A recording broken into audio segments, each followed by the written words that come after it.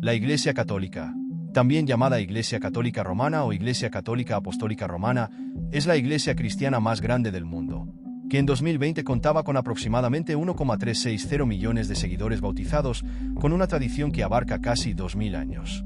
Pero, ¿cuál es el origen de la Iglesia Católica? ¿Fue fundada por Constantino en el siglo IV, como afirman algunos? ¿O fue establecido por el mismo Jesús de Nazaret, según la tradición católica? ¿Qué nos dice realmente la evidencia histórica sobre este periodo? Eso es lo que queremos explorar hoy en otro vídeo sobre el cristianismo. Hola, soy Artur Andrade y me uniré a ustedes en otro vídeo y compartiré nuestros estudios. Y me gustaría pedirles que si tenemos algún error, lo dejemos en los comentarios y estaremos encantados de corregirlo. Y dejando muy claro que no somos un canal protestante y la finalidad de nuestros vídeos es transmitir conocimientos, y en ningún momento criticar o difamar a ninguna persona o religión. Y vayamos a vídeo. Bienvenidos a otro vídeo del canal. Actualmente, es bastante común encontrar personas que creen que la Iglesia Católica fue fundada o originada en el siglo IV, ya sea con Constantino a partir del Concilio de Nicea en el año 325, o en las décadas finales del siglo IV con el emperador Teodosio, más específicamente del Edicto de Tesalónica, que convirtió al cristianismo en la religión oficial del Imperio Romano. Sin embargo, estas ideas de que el catolicismo surgió en el siglo IV no están respaldadas por evidencia histórica. Para comprender la historia del catolicismo y los orígenes de la Iglesia Católica, necesitamos remontarnos muchos años antes de Constantino, más de 200 años, al inicio del periodo postapostólico de la Iglesia, concretamente con uno de los escritores más destacados de la época, Ignacio de Antioquía. Para quienes tengan la oportunidad de leer sus cartas, contienen información preciosa sobre la historia del cristianismo postapostólico. Ignacio escribió varias cartas a los cristianos de diversas regiones del Imperio Romano, aportando información sobre el desarrollo de estas comunidades cristianas y, más concretamente, sobre los orígenes de la Iglesia Católica. Una de estas informaciones se encuentra en su carta a los cristianos de Esmirna, en el capítulo 8. Leamos un extracto para ver qué nos dice sobre la Iglesia Católica. Todos deben seguir al obispo como Jesucristo sigue al Padre, y los presbíteros como los apóstoles. Respetar a los diáconos como la ley de Dios. Sin el obispo nadie puede hacer nada que concierna a la Iglesia. Se considera ilegítima la Eucaristía realizada por el obispo o alguien a su cargo. Donde aparece un obispo, está la multitud. Así como donde está Jesucristo, está la Iglesia Católica. Algo muy interesante de esta carta es que contiene la primera evidencia histórica del nombre Iglesia Católica. Estamos en el periodo postapostólico, alrededor del año 110 de la Era Común. Quizás incluso algunas epístolas, como la segunda carta de Pedro, que tenemos en el Nuevo Testamento, aún no habían sido escritas. La segunda carta de Pedro es considerada el último libro del Nuevo Testamento, probablemente terminado hacia el año 125. Durante este periodo ya encontramos el término Iglesia Católica y una estructura organizativa con líderes conocidos como obispos, que jugaron un papel crucial en acercar a los cristianos a Jesucristo, especialmente a través de la Eucaristía, que ellos hicieron oficial. Este aspecto sigue siendo una característica importante de la Iglesia Católica hasta el día de hoy. Otro punto relevante sobre la historia temprana del cristianismo, especialmente a principios del siglo II, es la importante ruptura con sus raíces judías. Ignacio de Antioquía, uno de los escritores más destacados de la época, aporta valiosa información sobre esta separación en su carta a los magnesianos. Advierte contra la adopción de prácticas judías, afirmando que aquellos que vivían bajo el antiguo orden de cosas ahora abrazaron una nueva esperanza al celebrar el Día del Señor en lugar del sábado. Ignacio destaca que no es coherente hablar de Jesucristo y, al mismo tiempo, seguir prácticas judías. Sostiene que el cristianismo no se originó en el judaísmo, sino que el judaísmo encontró su cumplimiento en el cristianismo, uniendo a todos los que creen en Dios. Esta ruptura marcó la distinción entre el judaísmo rabínico emergente y el cristianismo, que Ignacio ya consideraba la Iglesia Católica. Es importante señalar que, durante este periodo histórico, aún no podemos hablar de una ortodoxia plenamente establecida en la Iglesia Católica. El término protoortodoxo es más apropiado, ya que muchas doctrinas que llegarían a ser centrales, como la Trinidad, aún no estaban completamente desarrolladas ni mencionadas en los escritos del siglo II. Durante este periodo, la relación de Jesús de Nazaret con Dios y el Espíritu Santo todavía estaba siendo debatida y definida en el cristianismo. La prominencia del Papa, obispo de Roma, tampoco era evidente en este momento. Cada obispo, especialmente en las capitales o regiones importantes del Imperio Romano, tenía una autoridad equivalente. El obispo de Roma no tenía una prominencia discernible según la evidencia histórica disponible. La importancia del obispo de Roma que más tarde se convertiría en papa y líder de las iglesias, solo empezó a destacarse a finales del siglo II, cuando tomó decisiones importantes, como la fecha de la celebración de la Pascua, que sería ratificado por el Concilio de Roma en el año 325. Además, todavía se estaban elaborando algunos detalles, como el canon que formaría el Nuevo Testamento. En ese momento, no existía un canon bíblico definido y los cristianos no tenían una comprensión precisa de qué libros tenían autoridad. Por ejemplo, varias de las cartas de Pablo fueron utilizadas con casi la misma autoridad. También hubo otros escritos importantes del cristianismo primitivo, como el Pastor de Hermas, que coincidió con los escritos del Nuevo Testamento. Todavía no vemos claramente, según la evidencia histórica, la idea de veneración de los santos en la Iglesia Católica. Esto se hace más evidente a finales del siglo II, cuando encontramos dibujos de la Virgen María en las catacumbas de Roma. La devoción a la Virgen María probablemente se inició entre finales del siglo II y principios del III, a partir de estas pinturas, y posteriormente quedó recogida en los escritos de los padres de la Iglesia. Por lo tanto, la idea de que el catolicismo surgió en el siglo IV no se corresponde con la evidencia histórica disponible, ya sea en documentos escritos de los padres de la Iglesia o en evidencia arqueológica de los primeros cristianos. Esta idea es tan fantasiosa como la creencia moderna de que la Tierra es plana, que se ha vuelto popular en las redes sociales. Esta creencia no está respaldada por evidencia histórica o científica. La idea de que la Iglesia Católica surgió hace apenas 4 siglos no tiene respaldo histórico. Esta noción se hizo popular principalmente entre los reformadores protestantes, que tenían un sesgo anticatólico y antipapal. Buscaban restaurar el cristianismo desde la Edad de Oro, ya fuera de los apóstoles, como se señala en los Hechos de los Apóstoles, o desde el periodo de persecución, cuando el Imperio Romano llevó a cabo persecuciones esporádicas a los cristianos antes del Edicto de Milán en 313, que legalizó el cristianismo. Es interesante notar que algunos grupos cristianos, especialmente aquellos de origen millerita del siglo XIX, como los adventistas del séptimo día, desarrollaron interpretaciones específicas del Apocalipsis y el libro de Daniel para apoyar la idea de que el catolicismo es un sincretismo religioso entre la religión romana y el cristiano. Por ejemplo, los adventistas interpretan el capítulo 12 del Apocalipsis, que habla de la mujer que se fue al desierto, como representación de la verdadera Iglesia escondida durante 1260 años proféticos, periodo en el que la Iglesia Católica, según ellos, estaría en ascenso. La idea de que el Papa estaría persiguiendo a los verdaderos cristianos es una interpretación desarrollada por la corriente de pensamiento adventista. Basan esta interpretación en las profecías de Daniel, como la cuarta bestia en el capítulo 7, que tiene 10 cuernos. Según los adventistas, estos 10 cuernos simbolizan al pueblo bárbaro que invadió el Imperio Romano y derrocó al imperio en el año 476 después de Cristo. El cuerno más grande, que pronuncia blasfemias contra Dios y derriba 3 cuernos, sería el Papa de Roma, quien cambiaría los tiempos y la ley. Sin embargo, estas ideas, con el debido respeto a los adventistas, no tienen respaldo histórico. Son, en realidad, fantasías. Por ejemplo, la idea de que los cristianos fueron perseguidos por el Papa en la Edad Media y que el cristianismo apostólico original se mantuvo oculto en Roma no corresponde a la realidad histórica. Elena G. de Witte, en su libro El conflicto de los siglos, menciona a los valdenses como ejemplo de cristianos perseguidos. Sin embargo, la propia Iglesia valdense reconoce que tuvo su origen a finales del siglo XII, a través de la predicación de Pedro Baldo. La interpretación adventista de la cuarta bestia en Daniel capítulo 7 es una referencia al contexto histórico del siglo II a.C., cuando se escribió el libro de Daniel. Hace referencia a los reyes del imperio seleucida, especialmente Antíoco IV Epífanes, quien prohibió la práctica del judaísmo en Palestina y profanó el templo de Jerusalén, lo que dio lugar a la revuelta macabea y al origen de la fiesta de Hanukkah. Esto no tiene ninguna relación con la persecución del Papa a los cristianos en la Edad Media. Esta es una reinterpretación de la historia que no está respaldada por evidencia histórica del periodo medieval y es una mala interpretación de los libros bíblicos de Daniel y Apocalipsis. La preocupación por el enfoque de los profesores adventistas del séptimo día hacia la educación histórica es significativa.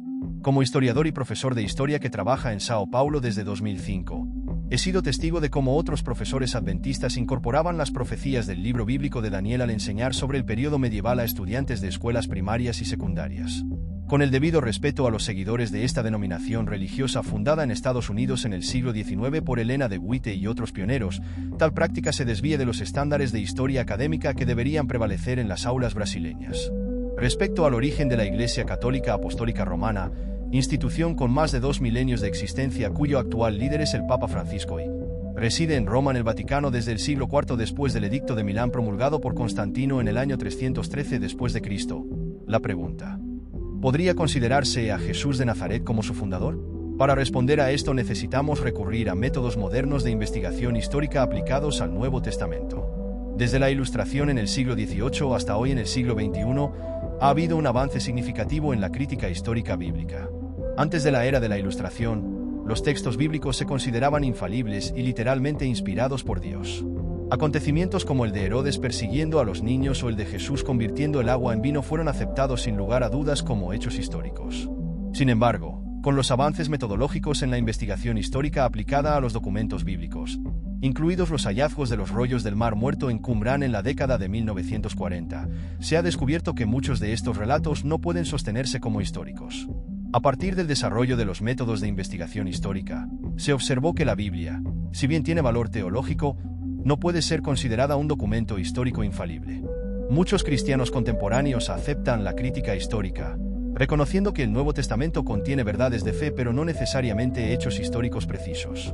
Por ejemplo, la duración del ministerio de Jesús de Nazaret, si nos basamos únicamente en los evangelios sinópticos, Mateo, Marcos y Lucas, presenta inconsistencias si se compara con el Evangelio de Juan. Marcos es considerado el primer evangelio escrito, seguido por Mateo y Lucas. Observamos que, según los evangelios sinópticos, Jesús de Nazaret estuvo en la ciudad de Jerusalén para celebrar la Pascua una sola vez, lo que implicaría que su ministerio duró aproximadamente un año. Sin embargo, en el Evangelio de Juan vemos 3 visitas de Jesús a Jerusalén, lo que sugiere que su ministerio duró aproximadamente 3 años. Algunos se preguntan si los 3 evangelistas sinópticos podrían haber suprimido 2 de las visitas de Jesús a Jerusalén. Sin embargo, la pregunta sigue siendo: ¿por qué suprimirían algo tan importante como estas visitas? El hecho es que tenemos diferentes conjuntos de tradiciones. Mientras que Juan presenta un ministerio de 3 años, los evangelios sinópticos muestran solo un año. Es interesante notar que el Evangelio de Juan fue el último en escribirse, hacia fines del siglo I, y es considerado el menos histórico desde una perspectiva crítica. Muchos eruditos e historiadores creen hoy que el ministerio de Jesús probablemente duró solo un año o incluso menos. Otro tema difícil de conciliar es la última cena de Jesús. En los evangelios sinópticos, la última cena es claramente una comida de Pascua que tiene lugar el día de Pascua. Sin embargo, en el Evangelio de Juan la cena tiene lugar antes del período pascual. Hay interpretaciones inteligentes por parte de cristianos fundamentalistas que intentan armonizar estas diferencias, pero desde una perspectiva histórica, son 2 tradiciones distintas. Necesitamos elegir cuál tiene mayor historicidad. También observamos diferencias significativas en las genealogías de Jesús. La genealogía de Mateo es diferente de la que se encuentra en Lucas. Surge la pregunta: ¿qué genealogía es históricamente más probable? ¿O alguno de ellos es históricamente exacto? Además, las historias de la Natividad en Mateo y Lucas son completamente diferentes. Nuevamente, se trata de 2 tradiciones distintas. El intento de reconciliar los evangelios en una sola narrativa es algo que se observa entre los cristianos fundamentalistas que creen en la total veracidad de los evangelios, incluso históricamente. A finales del siglo II, Taciano intentó unificar los 4 evangelios en una sola obra llamada Diatsaron. Esta obra se extendió a las iglesias de Oriente, pero no fue ampliamente aceptada, ya que los cristianos antiguos reconocieron que había inconsistencias que no podían conciliarse fácilmente. Los escritos evangélicos a menudo estaban un poco más ocultos y no fueron ampliamente comentados por los teólogos de épocas posteriores. Sin embargo, a partir del siglo XIX, con el desarrollo de la crítica histórica de los evangelios y del Nuevo Testamento, surgieron nuevos e importantes descubrimientos. Estos descubrimientos no solo fueron significativos para el cristianismo, sino que también impactaron la religión judía, especialmente en relación con la Torá. La crítica histórica y textual ha revelado que la Torá no fue escrita por una sola persona, sino que es un conjunto de escritos acumulados a lo largo del tiempo. Por ello, la Torá suele asociarse a diferentes fuentes, como la yavista, la eloísta y la sacerdotal, entre otras. La hipótesis documental, que explica el origen del Pentateuco como complejo literario, comenzó a aplicarse también a los evangelios. Hoy en día, existe casi un consenso académico de que el Evangelio de Marcos es el más antiguo del Nuevo Testamento y sirve de base para los evangelios de Mateo y Lucas. La mayor parte del material que se encuentra en Marcos también está presente en estos 2 evangelios. Además, la crítica textual ha identificado fuentes comunes en Mateo y Lucas que no están en Marcos, lo que lleva a la hipótesis de otro evangelio, conocido como Q, del alemán Quelle, que significa fuente. La crítica textual también ha señalado que el Evangelio de Juan, escrito a finales del siglo I, tiene menos historicidad en comparación con los sinópticos, Mateo, Marcos y Lucas. Muchos historiadores consideran que el Evangelio de Juan contiene más elementos teológicos que históricos, similar a los midrashim del judaísmo rabínico. Estas conclusiones son importantes para la investigación sobre el Jesús histórico. Para determinar lo que Jesús realmente dijo e hizo, se desarrollaron varios criterios, como la atestación múltiple, la coherencia social y lingüística y el criterio de vergüenza. La atestación múltiple, por ejemplo, considera más probable que un dicho o un hecho de Jesús sea histórico si se encuentra en múltiples fuentes independientes. Estos criterios ayudan a distinguir entre lo que es más o menos probable que haya sucedido en la vida de Jesús de Nazaret. La investigación histórica continúa evolucionando, pero estas herramientas son fundamentales para comprender mejor el contexto y el mensaje de Jesús. Si encontramos un dicho de Jesús de Nazaret en el Evangelio de Juan o en otra fuente externa, como las cartas de Pablo, o incluso en textos que algunos estudiosos creen reflejan una tradición no presente en los evangelios sinópticos, como el Evangelio de Tomás, podemos decir que este dicho particular de Jesús tiene una alta probabilidad de ser histórico. El Evangelio de Tomás, por ejemplo, es un texto apócrifo que data del siglo II, descubierto en 1945 en la región egipcia de Nad Hammadi, que contiene 114 dichos atribuidos a Jesús. Aunque no forma parte del canon oficial, algunos estudiosos creen que algunos de sus pasajes pueden remontarse a las primeras tradiciones orales cristianas.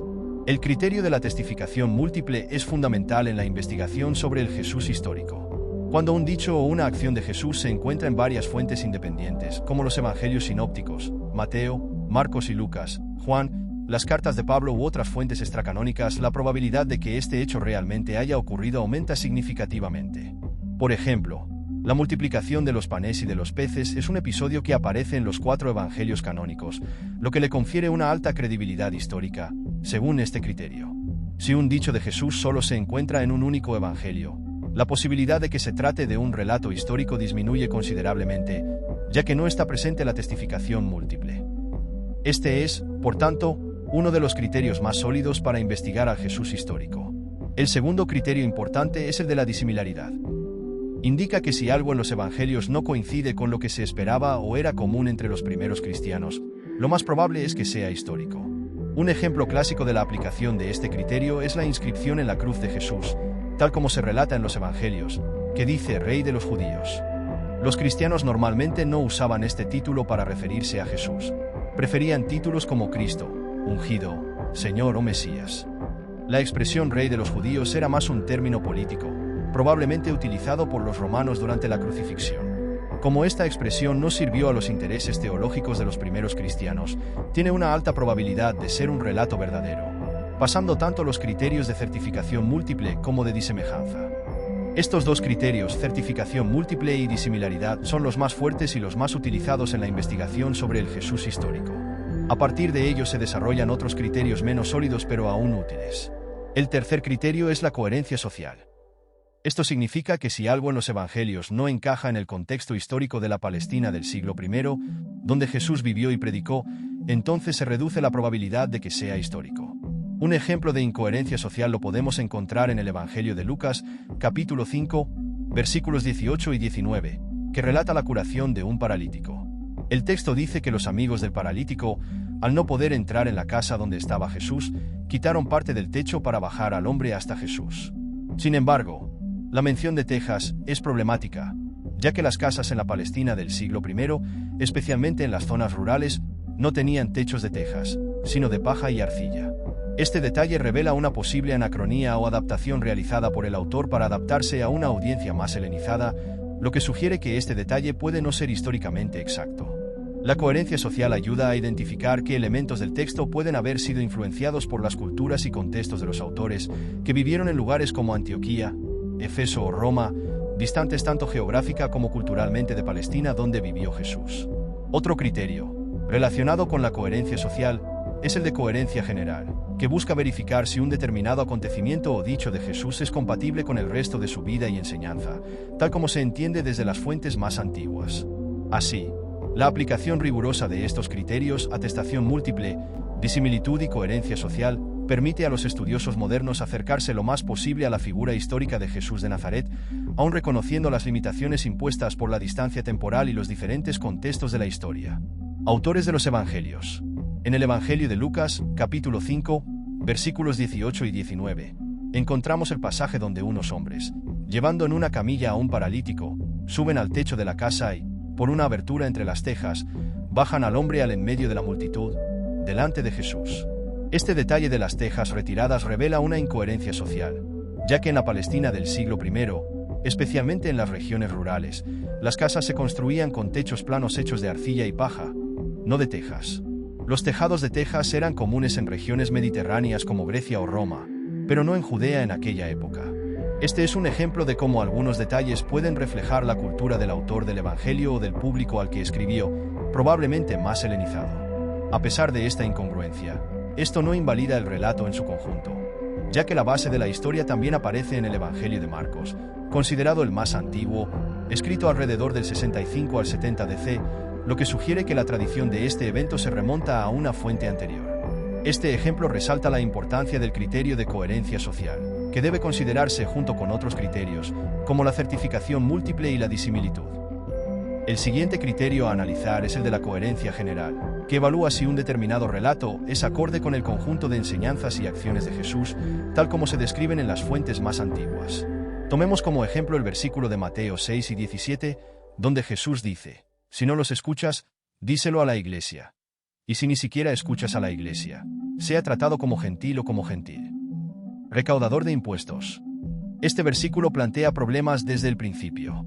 Primero, la mención del término iglesia, en griego, ekklesia, es un anacronismo, ya que durante el ministerio de Jesús aún no existía una estructura organizada que pudiera llamarse iglesia en el sentido institucional, algo que solo comienzan a surgir en el periodo postapostólico. El uso de esta palabra refleja la realidad de finales del siglo I, cuando se escribió el Evangelio de Mateo, alrededor del 80 al 90 DC, en Antioquía, donde ya existían comunidades cristianas organizadas. Además, también merece atención la expresión «tratadlo como a un gentil o a un publicano». Aunque Jesús tenía una actitud acogedora hacia los recaudadores de impuestos, como se evidencia en sus comidas con Zaqueo, Lucas 19, 1-10, y Leví, Mateo 9, 9-13. El uso de este término aquí para indicar exclusión social no es coherente con el trato que Jesús históricamente dio a estas personas. Esta disonancia con la práctica de Jesús sugiere que el versículo refleja la organización de las primeras comunidades cristianas más que las palabras del Jesús histórico. Además, la noción de una iglesia organizada solo llegó a desarrollarse plenamente a lo largo de las décadas posteriores a la crucifixión de Jesús, un evento que se cree ocurrió alrededor del 30 al 33 DC. En ese momento, los seguidores de Jesús todavía eran predominantemente judíos y se reunían en sinagogas y hogares. Solo después del Concilio de Jerusalén, en el año 49 a 50 DC, bajo el liderazgo de Santiago, Pedro y Pablo, la comunidad cristiana comenzó a abrir sus puertas a los gentiles sin el requisito de la circuncisión, marcando una ruptura importante con el judaísmo y consolidando la identidad. Cresta. Otro criterio relevante es la idoneidad lingüística. Este criterio examina si los dichos de Jesús, registrados en el Nuevo Testamento en griego, podrían traducirse y tener sentido en arameo, el idioma hablado por Jesús. Si un pasaje no se adapta bien al arameo, es probable que se trate de una creación posterior en griego. El arameo era el idioma común de Palestina en el siglo I, mientras que el griego era la lengua franca del Imperio Romano, utilizada en las principales ciudades como Antioquía, Efeso y Corinto. Un ejemplo de adecuación lingüística es el término Abba, utilizado por Jesús para referirse a Dios, que es una palabra aramea íntima, que significa algo así como padre o papá, y que se mantuvo en los Evangelios, Marcos 2 y 36. Aunque esté escrito en griego, el criterio de vergüenza también es crucial para identificar dichos que probablemente se remontan al Jesús histórico. Este criterio sugiere que si un evento o dicho es embarazoso o incómodo para los autores de los Evangelios o la Iglesia primitiva, es más probable que sea auténtico. Un ejemplo clásico es el hecho de que, según los Evangelios, los primeros testigos del sepulcro vacío fueron mujeres, Marcos 16,1 a 8, Mateo 28,1 a 10, Lucas 24,1 a 12, Juan 20,1 a 18. En el contexto de la Palestina del siglo I, el testimonio de las mujeres no se consideraba válido ante los tribunales. Si los evangelistas estuvieran inventando la historia, sería poco probable que eligieran a mujeres como las primeras testigos de la resurrección, lo que refuerza la autenticidad del relato. Otro ejemplo de vergüenza es el bautismo de Jesús por Juan Bautista. En los Evangelios, Jesús, a quien se describe como sin pecado, se somete al bautismo, un rito de arrepentimiento y purificación, Mateo 3, 13-17, Marcos 1, 9-11, Lucas 3, 21-22. Este acontecimiento habría causado un importante malestar teológico a los primeros cristianos, ya que parecía colocar a Jesús en una posición subordinada a Juan el Bautista. Sin embargo, como es un relato vergonzoso, es probable que el evento realmente haya ocurrido, ya que la iglesia primitiva habría tenido pocas razones para inventar tal historia. Finalmente, el criterio de lectio difficilior, lectura más difícil, sostiene que cuando hay variaciones en los manuscritos, la lectura más difícil o compleja es generalmente la más antigua y por tanto la más cercana al acontecimiento original. Esto se debe a que, a medida que se copiaban los manuscritos a lo largo de los siglos, los escribas tendían a simplificar o armonizar pasajes complicados para hacerlos más comprensibles. Este criterio se utiliza a menudo en la crítica textual para determinar qué versión de un pasaje es más auténtica. Estos 7 criterios: atestación múltiple, disimilitud, coherencia social, coherencia general, adecuación lingüística, vergüenza y lectio difficilior, forman la base de las investigaciones modernas sobre el Jesús histórico. Si bien no son infalibles, ofrecen un método riguroso para evaluar la autenticidad de dichos y eventos atribuidos a Jesús, lo que permite una comprensión más precisa de su vida y enseñanzas en el contexto histórico del primer siglo. Es importante aclarar que cuando los historiadores investigan al Jesús histórico, no buscan una representación precisa de Jesús como realmente era, sino más bien una aproximación basada en la evidencia disponible. La historia, por su propia naturaleza, se ocupa de acontecimientos pasados que ya no existen en su totalidad. Cada vez que un historiador intenta reconstruir el pasado, lo hace a partir de fragmentos, evidencias documentales, arqueológicas, literarias, que ofrecen solo una imagen parcial. Un ejemplo de esto es la historia de Brasil. Cuando los portugueses llegaron a la costa brasileña en 1500, todo lo que sabemos sobre este evento se basa en registros e interpretaciones, y no en una descripción completa y detallada de todos los acontecimientos de esa época. Asimismo, la Revolución Francesa, ampliamente estudiada y documentada, no se describe en su totalidad. Incluso con los innumerables libros y fuentes disponibles sobre el periodo de 1789 a 1799, lo que tenemos son aproximaciones basadas en evidencia. Esto no significa que la información sea incorrecta, sino que las interpretaciones siempre están limitadas por la perspectiva de los historiadores y las fuentes disponibles. El mismo principio se aplica al estudio de Jesús de Nazaret, cuya vida se remonta al primer siglo en Palestina. Como las fuentes de esta época son escasas y a menudo fragmentarias, las reconstrucciones históricas de su vida y enseñanzas también son aproximaciones. A pesar de esto, una pregunta que surge a menudo en los estudios sobre el Jesús histórico es si realmente existió como figura histórica. La respuesta, basada en la evidencia disponible y el consenso académico, es que sí. Jesús fue una figura histórica real que vivió en la Palestina del siglo I. Entre los testimonios más significativos se encuentran los escritos de Flavio Josefo, historiador judío que vivió entre el 37 y el 100 después de Cristo, y que menciona a Jesús en sus obras, así como fuentes romanas como Tácito, quien, a principios del segundo siglo, también hace referencia a Jesús en su relato de Nerón y los cristianos. La existencia histórica de Jesús es ampliamente aceptada por académicos de diferentes ámbitos, incluso entre aquellos que no comparten la fe cristiana. Sin embargo, esta aceptación de la existencia de Jesús no implica que los historiadores estén de acuerdo con todo lo que dicen los evangelios. Muchos estudiosos consideran que acontecimientos como la transformación del agua en vino o Jesús caminando sobre el agua son parte de la tradición teológica cristiana en lugar de relatos históricos verificables. Preguntas como si Jesús fue el Mesías o la encarnación de Dios se interpretan como declaraciones de fe y no como hechos históricos que puedan ser probados. Ahora que entendemos los criterios utilizados en la búsqueda del Jesús histórico, podemos pasar a la pregunta principal. ¿Se puede considerar a Jesús de Nazaret como el fundador de la Iglesia Católica? Para responder a esta pregunta es fundamental analizar los textos que sustentan esta idea, comenzando por Mateo 16, 18-19, uno de los más citados en el contexto de la doctrina católica. Yo también te digo que tú eres Pedro, y sobre esta roca edificaré mi iglesia. Las puertas del infierno no prevalecerán contra ella. Yo os daré las llaves del reino de los cielos. Todo lo que ates en la tierra quedará atado en el cielo, y todo lo que desatares en la tierra quedará desatado en el cielo. Este versículo es fundamental para la teología católica, ya que es visto como el momento en que Jesús nombra a Pedro, uno de sus apóstoles, como líder de la iglesia. Sin embargo, desde el punto de vista de la crítica histórica, este texto presenta algunos problemas. En primer lugar, se encuentra solo en el Evangelio de Mateo, que fue escrito alrededor del 80 al 90 DC, probablemente en Antioquía, Siria.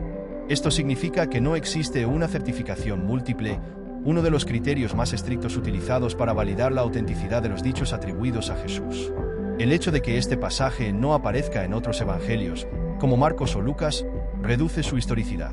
Además, la mención de iglesia en este versículo no encaja con el contexto histórico de Jesús. La palabra iglesia, del griego ekklesia, se utilizó a finales del siglo I para referirse a comunidades cristianas organizadas, pero durante la vida de Jesús no existía una estructura formal de iglesia como la conocemos hoy. Jesús predicó principalmente a los judíos y su mensaje se centró en el reino de Dios, no en la fundación de una institución formal. Esto sugiere que este pasaje refleja más el contexto de las comunidades cristianas en expansión a finales del siglo I, cuando Mateo escribió su evangelio, que el propio ministerio de Jesús. Otro punto problemático es que la narrativa de Mateo 16 parece haber sido influenciada por las tradiciones que se encuentran en el Evangelio de Marcos, el más antiguo de los evangelios, escrito alrededor del 65 al 70 DC. En Marcos, Jesús pregunta a sus discípulos, ¿quién dices que soy yo? Y Pedro responde, tú eres el Cristo. Sin embargo, Marcos no incluye conversaciones sobre la piedra o el fundamento de la iglesia. Esto sugiere que los versículos 18 y 19 de Mateo pueden haber sido una adición teológica posterior, insertada para resaltar el papel de Pedro en la dirección de la comunidad cristiana. Si eliminamos los versículos 18 y 19 de Mateo 16, el resto del texto sigue teniendo sentido, lo que refuerza la hipótesis de que estos versículos fueron añadidos posteriormente. Además, eruditos como Bart Ehrman y John P. Meyer señalan que existe un consenso académico de que estos versículos no fueron pronunciados por el Jesús histórico, sino que son una construcción teológica del evangelista o de una comunidad cristiana posterior. Por tanto, al aplicar los criterios de la crítica histórica, es posible afirmar que la idea de que Jesús fundó directamente la Iglesia Católica es, cuanto menos, anacrónica. La Iglesia como institución, con su jerarquía y doctrinas, se desarrolló a lo largo de varios siglos después de la muerte de Jesús, especialmente a partir del periodo postapostólico y con el apoyo del emperador Constantino en el siglo IV, cuando el cristianismo fue legalizado en el Imperio Romano mediante el Edicto de Milán del año 313 después de Cristo. La formación de la Iglesia Católica fue un proceso gradual, no un acontecimiento singular que pueda atribuirse directamente a Jesús. Quizás para quienes no están familiarizados con los evangelios, resulte extraño pensar que los cristianos puedan agregar ideas que no necesariamente se remontan directamente al Jesús histórico de Nazaret. Sin embargo, la respuesta a esta pregunta se puede encontrar en el propio Evangelio de Juan. En este texto, que fue escrito hacia finales del siglo I, probablemente en Efeso, ciudad del Imperio Romano, hay un énfasis en la acción del Paráclito, el Espíritu Santo, que guiaría a los cristianos a la verdad, revelándoles cosas que aún no estaban preparados para comprender durante la vida terrenal de Jesús. Juan 16, 12-13. De esta manera, muchos cristianos del periodo postapostólico se sintieron autorizados, inspirados por el Espíritu Santo, a desarrollar ideas y prácticas que no necesariamente se remontaban al Jesús histórico, pero que formaban parte del desarrollo teológico de la Iglesia. Estas nuevas ideas comenzaron a ser desarrolladas por apóstoles como Pablo, cuyas cartas, escritas entre los años 50 y 60 después de Cristo, muestran los inicios de esta teología cristiana en desarrollo. El apóstol Pablo, que predicó principalmente entre los gentiles en el Imperio Romano, expandió las ideas de Jesús más allá de Palestina, y su teología sobre la muerte y resurrección de Cristo fue esencial en la formación del cristianismo tal como lo conocemos hoy. Además de Pablo, a este proceso también contribuyeron evangelistas y otros líderes cristianos, dando como resultado textos como los Evangelios, que comenzaron a escribirse entre el 65 después de Cristo, siendo Marcos el más antiguo, y finales del siglo I, al igual que el caso de Juan. Otro punto relevante es que los Evangelios no deben entenderse como biografías completas e imparciales de Jesús de Nazaret.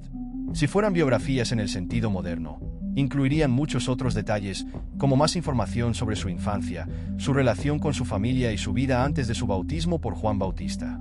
Sin embargo, estos textos fueron escritos con fines muy específicos, como evangelizar y fortalecer la fe de las primeras comunidades cristianas.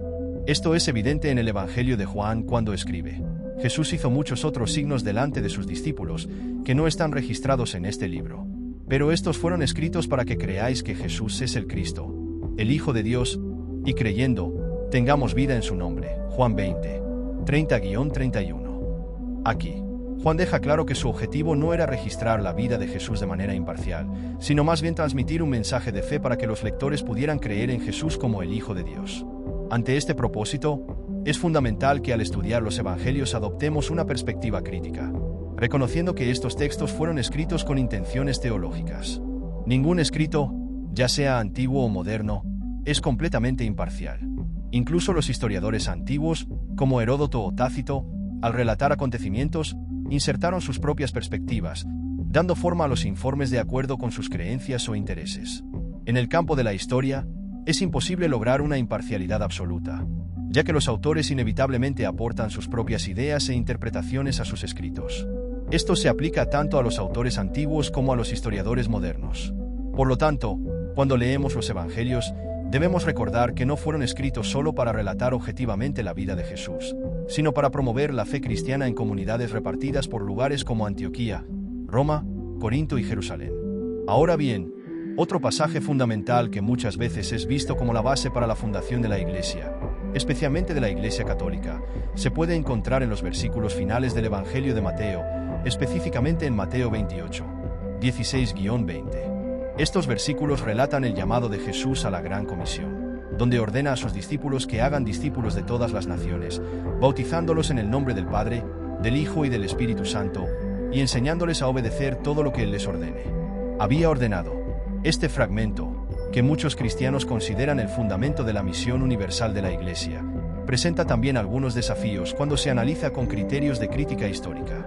Primero, la narración dice que los discípulos se encontraron con Jesús en una montaña de Galilea después de su resurrección. Sin embargo, ningún otro evangelio menciona esta montaña, lo que significa que no hay testimonio múltiple para este evento, un criterio importante para evaluar la historicidad de un relato. El Evangelio de Marcos, considerado el más antiguo y escrito alrededor del 65 al 70 DC, no contiene este pasaje en los manuscritos más antiguos que nos han llegado. De hecho, los manuscritos de Marcos terminan en el versículo 16:8, lo que sugiere que el final extendido que se encuentra en versiones posteriores puede haber sido una adición posterior, posiblemente influenciada por Mateo. Otro punto de atención es la fórmula trinitaria presente en Mateo 28,19, bautizándolos en el nombre del Padre, del Hijo y del Espíritu Santo. Esta fórmula, central para la doctrina cristiana posterior, no aparece en otros textos del Nuevo Testamento. En los Hechos de los Apóstoles, por ejemplo, los bautismos se realizan solo en el nombre de Jesús, Hechos 2 y 38, 10 y 48, y las cartas de Pablo también mencionan el bautismo en Cristo, pero no en el contexto trinitario. La primera mención fuera de Mateo de una fórmula trinitaria para el bautismo aparece en la Didaché, o Enseñanza de los Apóstoles, un texto cristiano de finales del siglo I o principios del II, que muestra que esta fórmula se usaba en las primeras comunidades cristianas, pero todavía era algo en desarrollo. Además, la universalidad de la misión, ordenada para todas las naciones, parece estar en desacuerdo con otras instrucciones de Jesús registradas en los Evangelios, donde ordena a sus discípulos que prediquen solo a los judíos. En el Evangelio de Mateo, capítulo 10, versículos 5 a 6, por ejemplo, Jesús envía a los 12 apóstoles con el mandato explícito de no ir a las ciudades de los samaritanos o gentiles, sino a las ovejas descarriadas de la casa de Israel.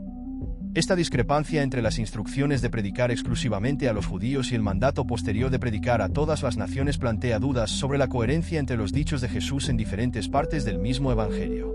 Finalmente, en el libro de los Hechos de los Apóstoles, escrito por Lucas alrededor del 80 al 90 DC, vemos que Pedro, considerado el apóstol principal, inicialmente enfrenta dificultades para aceptar a los gentiles en la comunidad cristiana. Solo después de una visión divina en la que desciende del cielo un lienzo con animales inmundos, Pedro comprende que el mensaje de Jesús debe llevarse también a los gentiles. Hechos 10,9 a 16. Esto sugiere que la apertura del cristianismo a los gentiles fue un proceso gradual y no un mandato directo e inmediato de Jesús.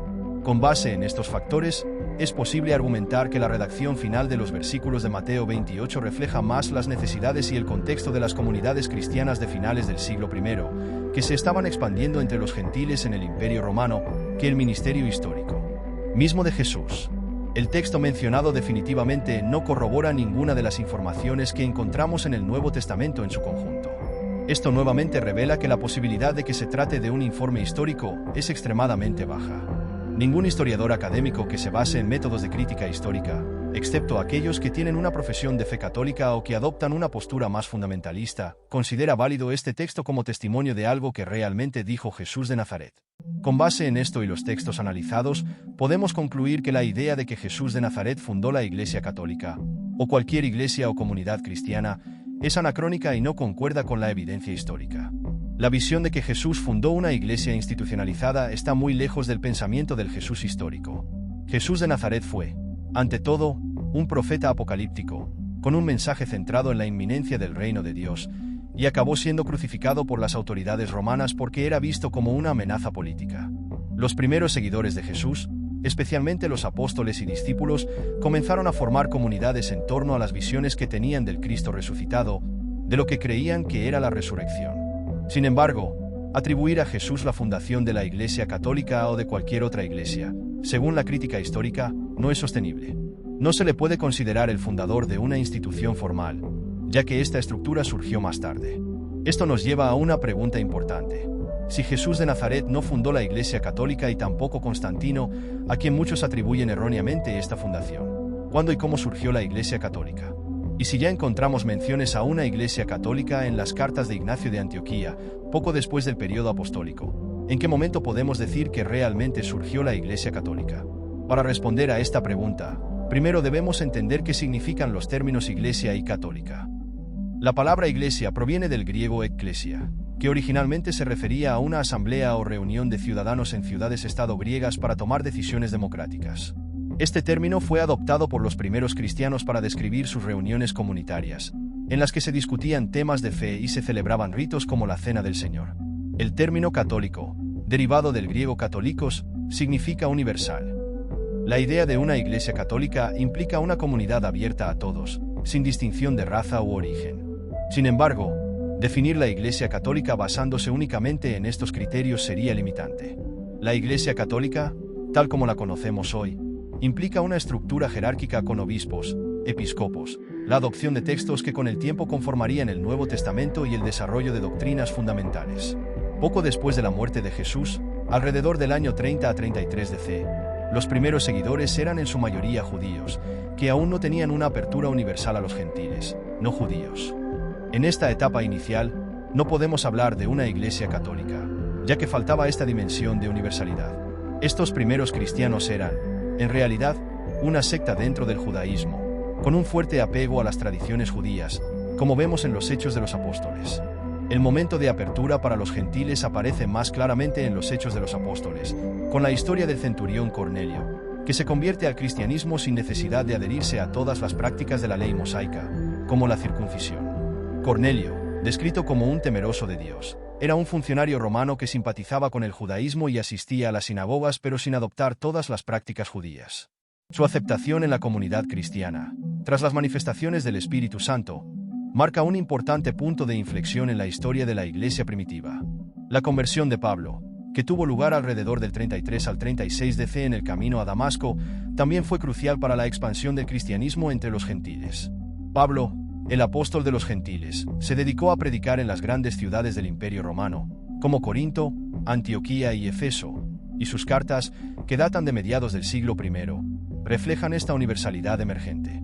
Sin embargo, incluso con esta apertura, la iglesia primitiva todavía estaba en gran medida dirigida por judíos, como Pedro, Santiago, líder de la comunidad en Jerusalén, y Pablo, quienes continuaron observando muchos preceptos de la ley mosaica, como se ve en Hechos 21:20.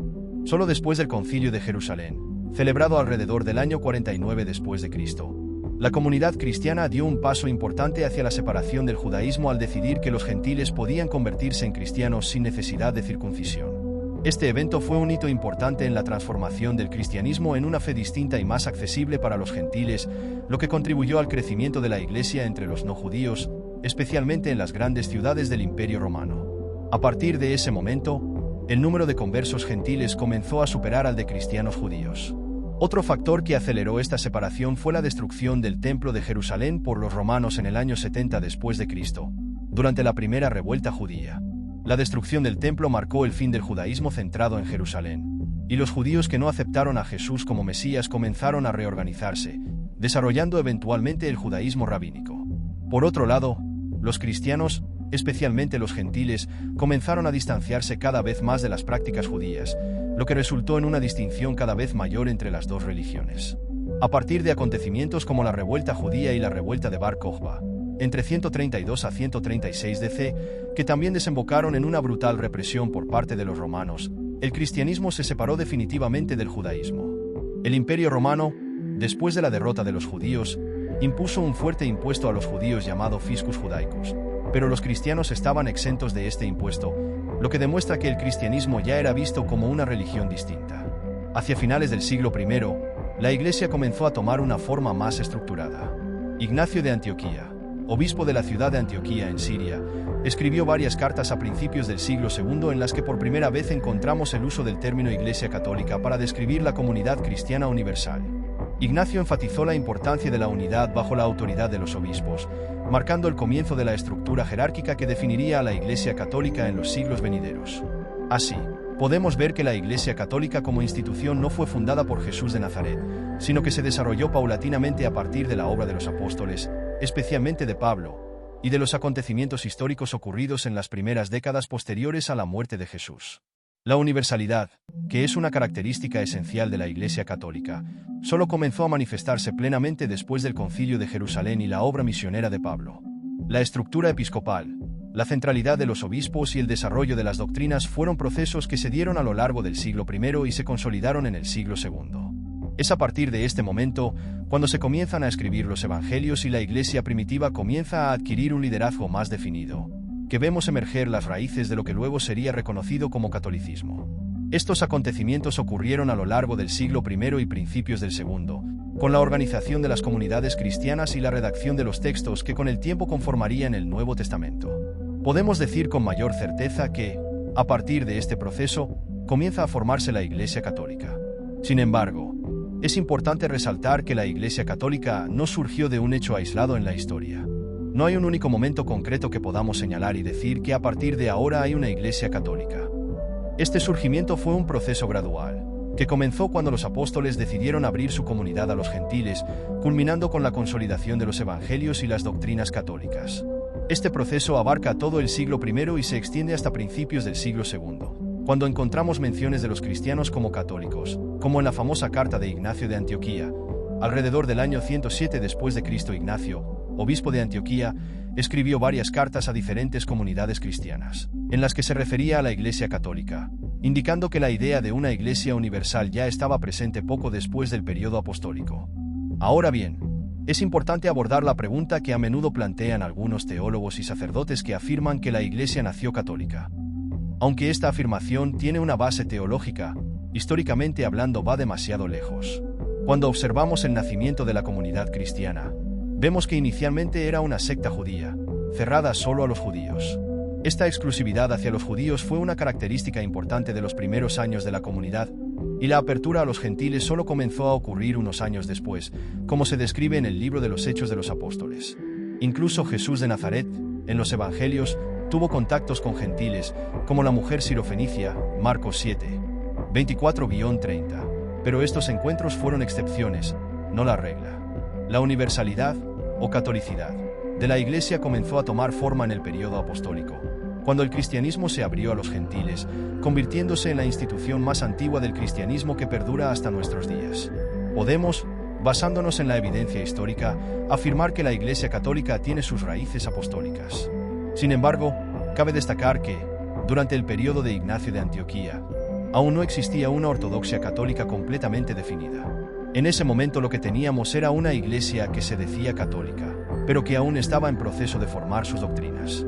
La ortodoxia católica, es decir, un conjunto de doctrinas rígidas que definían quién era cristiano o hereje, solo se consolidó realmente más tarde, durante el reinado del emperador Teodosio.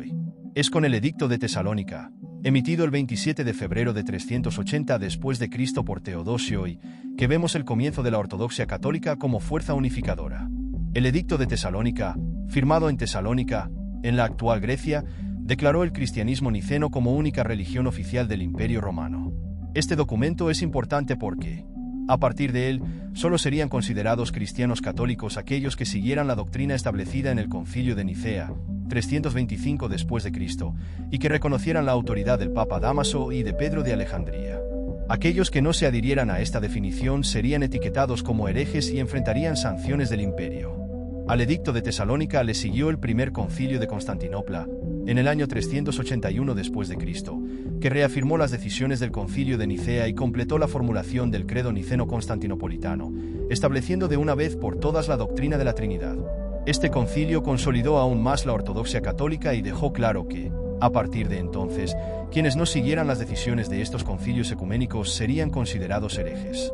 Es interesante notar que, antes de esto, durante el concilio de Nicea en el año 325 después de Cristo, los arrianos, que negaban la plena divinidad de Jesús, todavía eran considerados parte de la comunidad cristiana, a pesar de sus diferencias teológicas.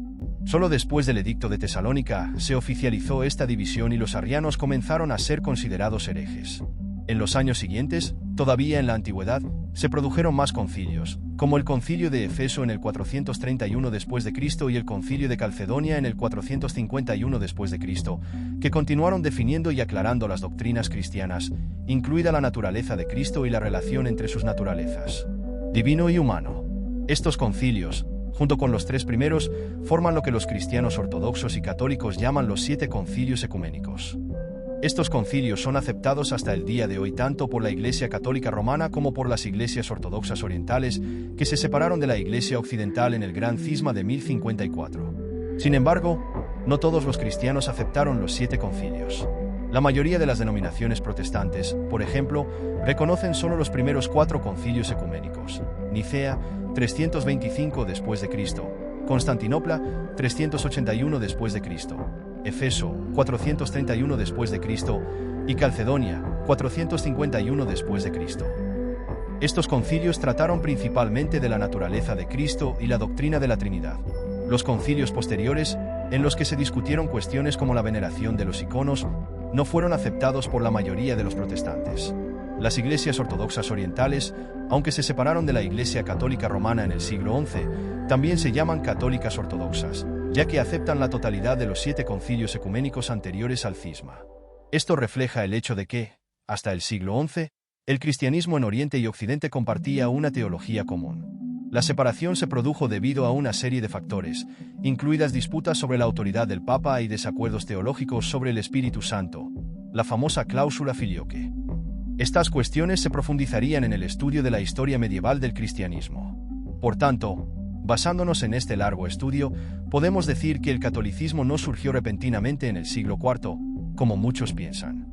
Se desarrolló a partir del período apostólico, con profundas raíces en los primeros seguidores de Jesús, pero solo se consolidó como ortodoxia a finales del siglo IV, con Teodosio I. Por lo tanto, la idea de que Constantino inventó el catolicismo, o que él definió el canon o doctrina bíblica, es un mito sin base en evidencia histórica.